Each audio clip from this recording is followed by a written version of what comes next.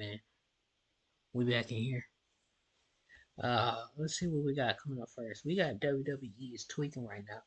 I want to see what my boy is talking about. This is by Wrestling Gifts. I think we watched something.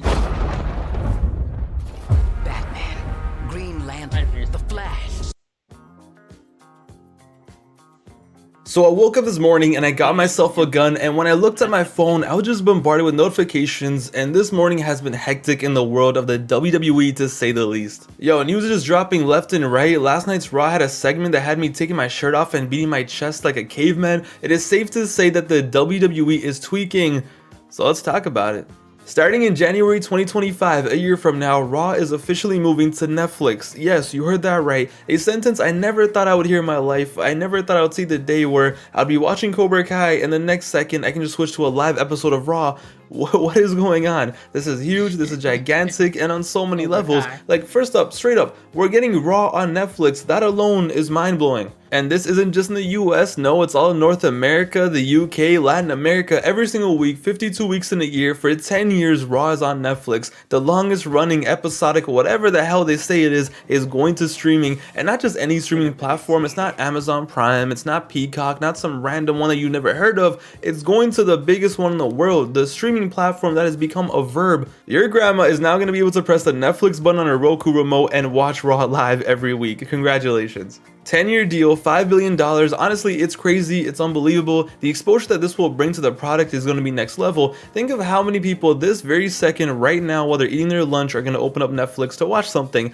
Eventually, they're going to be bombarded with Raw auto playing as soon as they open the app. They're going to be trying to watch Breaking Bad, and next thing you know, all they're going to see is, whoa, pew, pew, pew. As we know, Netflix is a monster. Their marketing is top tier. They get the most random shows and series trending and going viral, and a lot of it is because of the sheer subscriber base they have, and now Raw will be on there. Now listen, I'm not stupid. I don't think everyone and their mom is going to become a fan, but you're telling me people who stopped watching wrestling, or at least are familiar with it, aren't going to be more likely to press a simple button and just check it out? I'm just excited for the ease of access. I can be anywhere and no longer do I have to find a stream online if I want to watch Raw and just get clapped with a bunch of ads that are very inappropriate. Find local moms near you. No, bro, I just want to see Cody Rhodes. Raw is on Netflix. Everyone has Netflix. It's Netflix. It is a game changer in every way. And the most interesting thing that I noticed is in none of the press releases does it say Monday Night Raw. Now, it could still very well be on Mondays, but that is very interesting to me. Watch Raw end up being on Wednesdays or something just to reignite the war. Who knows, we shall see, but huge news, shocking news, and if there was ever any doubt that wrestling, I guess more specifically, the WWE is in a boom period, this is it, man. But that wasn't the only news that dropped. The Rock, the People's Champion, Mr. Honey Dick himself, is now on the TKO board of directors. The Rock is back, and when he said he was going to sit at the head of the table, I don't think anyone was expecting this, but The Rock is on the board of directors and now has a vote for anything that might require a vote. But beside that, most importantly, I think the main takeaway is The Rock is truly back. He is fully invested in the company once again. When The Rock first left in 2005 due to very interesting reasons, he really distanced himself as much as he could. He only made a few appearances, whether it was a Hall of Fame or via satellite, and when he came back, he was actually back in 2011. He was on pay-per-views, he was on Raws, he appeared on 6 WrestleManias in a row, but then post 2016, he kinda slipped away again, and The Rock and the WWE just felt like there was distance between them. Like, yeah, he was there for a SmackDown in 2019 on Fox, but other than that, he didn't really do much, which was strange because he was so involved in the early to mid 2010s, but now he's back, he's invested, 2 appearances in less than a year, and now he's on the board of directors. It's just good to see, and does this lead to a match with Roman Reigns? I think so. I definitely think it's happening, but I don't know how soon it will be. When he first mentioned the head of the table thing earlier this year, I really thought it was probably gonna happen this year at WrestleMania. But as time is going on, it seems less likely. I mean, he appeared on First Take earlier today, like literally just an hour ago, and he said that, you guys know me, I'm a long gamer, and he said there's a chance that he wrestles Roman Reigns, and that if it happens, it'll be the biggest and most watched event in history, but he says he likes to build things. And which no doubt is true. Obviously, when he's talking about being the most watched event, he's not lying. Especially these days with Peacock and the Netflix deal, they're gonna have so many eyes on this, it's not gonna make any sense. But in the interview, he also then says there's an opportunity to make it seen in more places across the globe, and he truly seems like he is playing the long game. Which is kind of what makes me think that it's not happening anytime soon. It's not going to happen this year. Just the way he phrased it, I feel like they want to wait, they want to build it up, and why not wait until Raw has the most eyes on it and use that to build a global global show for next year's WrestleMania. Cody, yeah, your story's cooked, bruv. Is the Mickey Mouse World title okay? How about the night one main event? That's fine, right? No.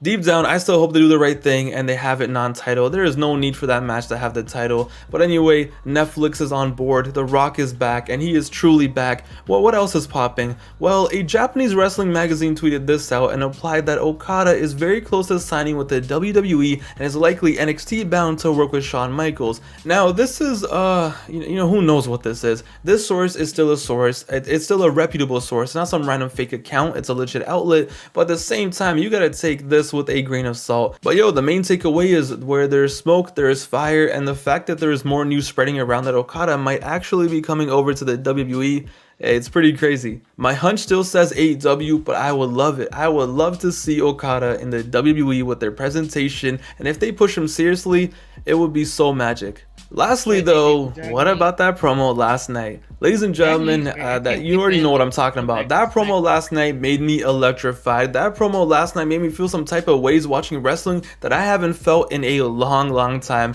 This right here felt like a future WrestleMania main event, no doubt. Yo, there was way too much aura in their ring. These two on the mic are so elite. It made the rest of the roster look like clowns. They just cemented how above everyone else they are, minus Roman Reigns, to be honest. There are levels to this shit, and they proved it. This was special. It was a talk of the town. Everyone was going crazy for it. When Punk said, "I'm more of the American dream than you are," I thought he cooked Cody. Cody's my guy, but I thought he got clapped. I thought there was no recovery, but this guy really came back with, "I'm more of a CM Punk than you are. I did everything you said you would. I represent everything you said you represented," and it was just electric. And this is the build to the Royal Rumble match. This could have been the closing shot before WrestleMania and nobody would have flinched. That's how fire this was. Like, yo, when they were face to face and bumped into each other, My Way by Limp Bizkit started playing in my head and I could already visualize the promo video. You think you're special, you do. I can see it in your eyes. When was the last time we had two guys face to face and we heard dueling chants so loud that they cancel each other out? This really felt like some Hogan versus Rock vibes. I don't think I've ever seen a promo to build up the Royal Rumble as good as this one in my life. These two made the Rumble feel like the Rumble again, and we will be seated.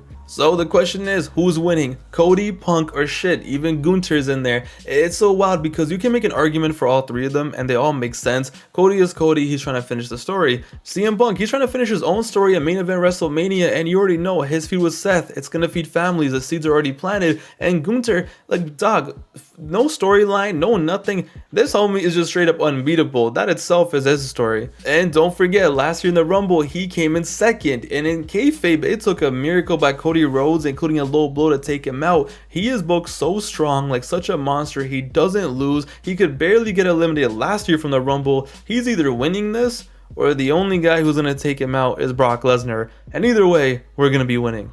But yeah, wow. The WWE is straight up tweaking. Not only is the Rumble the most hyped Rumble in years, not only are Cody and CM Punk just so above the rest of the roster, it's laughable in terms of aura and star power. Not only is Okada possibly WWE bound, but The Rock is back in business. He's at the table right now. He's sitting there right now, and he's clearly invested. And the WWE is going to be on Netflix.